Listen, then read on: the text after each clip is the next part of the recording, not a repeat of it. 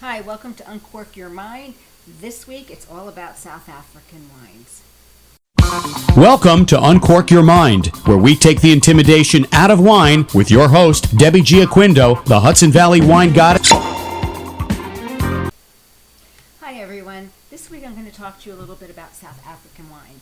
So I was invited to a Zoom South African wine seminar on Saturday with Alyssa Wolf from Red Wolf Imports. So I set out to go find some South African wine, and it just so happened like the day I signed up for the seminar, I got my Somm Select Wine Club shipment in the mail, and they had a white from South Africa. So I immediately put that in the fridge. Now my son and his girlfriend were coming down for the weekend, so they were going to participate in this seminar with me. So I went out to the liquor store to find some other South African wine to taste as well. And I was really kind of upset on the real estate that the South African wine had in the liquor store.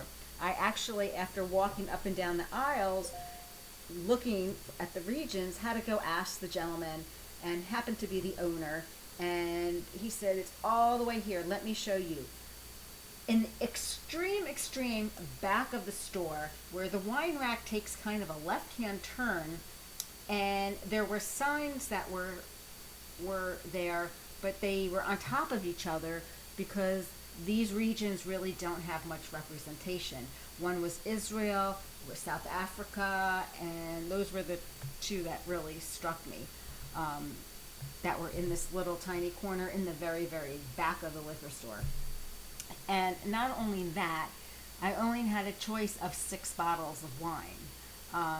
And of those 6 bottles of wine, now South Africa is really known for Sauvignon Blanc and Pinotage and Chenin Blanc, which is also called Stein or Steen. And they had none of that. They had, some white blends and some red blends. And Alyssa had mentioned to me on certain brands to look for, and none. I think there was like 4 or 5 different brands, and the store had none of it. So what I did come home with was Wolftrap and Indaba. Both were red blends. So they were both fine, and we'll go into that. But I was just really saddened to see that the representation from South Africa was so small. And they really have some really, really wonderful, wonderful wines. So while on this webinar with Red Wolf Imports, one of the things that really struck me, that really, really I wanted to share, was while we're here in our little bubble, and we really don't know what's going on in all the other different countries with COVID and with this pandemic, and how it's affecting the people and businesses. I mean, we know what it's doing here, and believe me, I own a restaurant. I know what the challenges are. But in South Africa, the government shut down wine sales in the country 3 times. The first time they banned exports and domestic alcohol sale for 6 weeks. And that was in the spring when the pandemic began. And then about a month after they allowed sales again, they shut sales down again, just domestically. They could still export, but they could not buy wine. And after the holidays, they shut it down again, domestic sales, and they just lifted it on February 2nd. So really, the only potential for revenue these wineries have is through exports to the international markets. And, I really just got to shake my head here.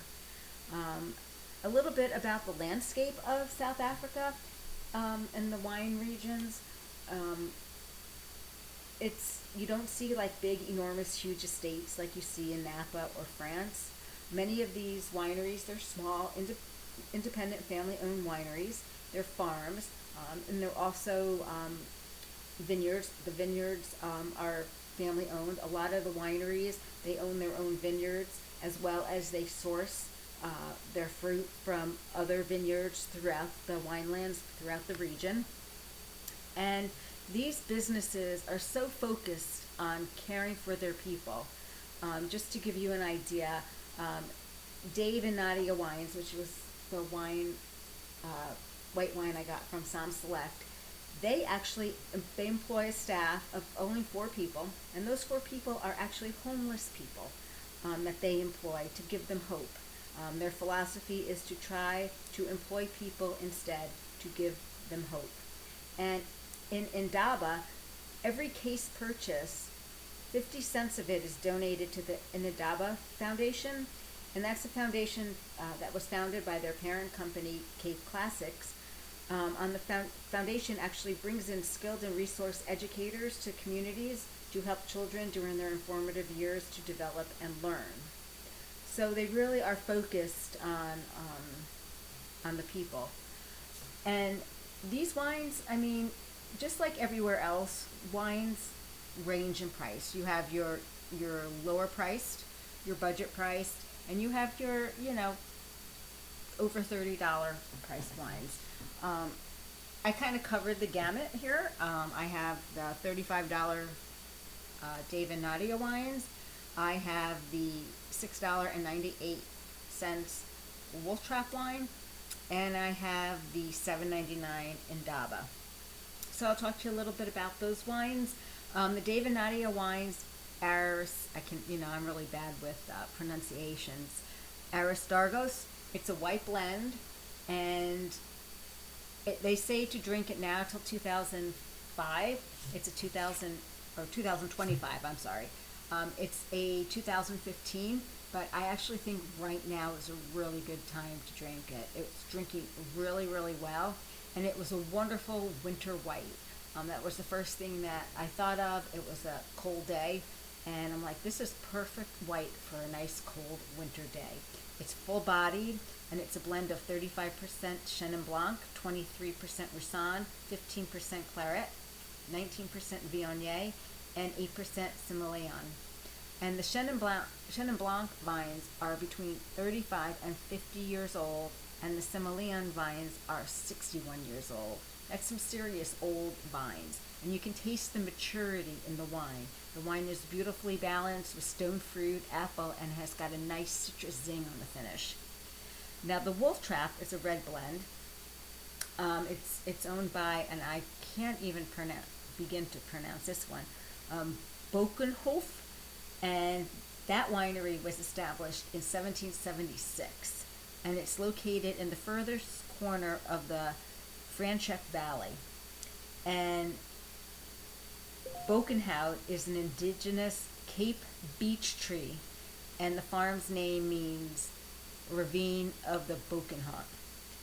And they pride themselves on being Syrah specialists.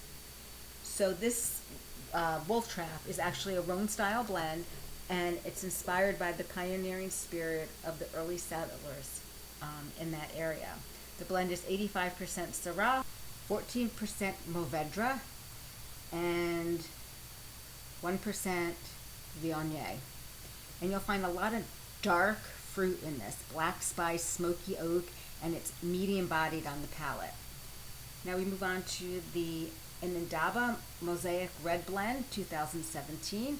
This was $7.99, and it's a blend of 78% Cabernet Sauvignon, 12% Merlot, and 6% Cabernet Franc, and 4% Petit Verdot. The wine was very jammy, lots of brambling fruit, notes of raspberry, cherry, blackcurrant, very soft tannins, very easy to drink, and nice little hints of black spice. So when you're in the liquor store, I would really seriously go ask for some South African wine. See what the selections are. I think you'll be really surprised. And once again, let me know, and if you enjoy them or not. Thanks for listening, and have a great week. Well, I want to thank you very much for listening to this webinar. If you're listening to it or you're reading it and then listening to it on my blog, but I really appreciate it. And I'm Debbie Giaquindo, and I'd love it if you wrote a little review, liked it on whatever the podcast platform you're listening to us on. And you can find me at HudsonValleyWineGoddess.com. I'm Hudson Valley Wine Goddess on Facebook. I'm HV Wine Goddess on Instagram and Twitter. Thanks and have a great week.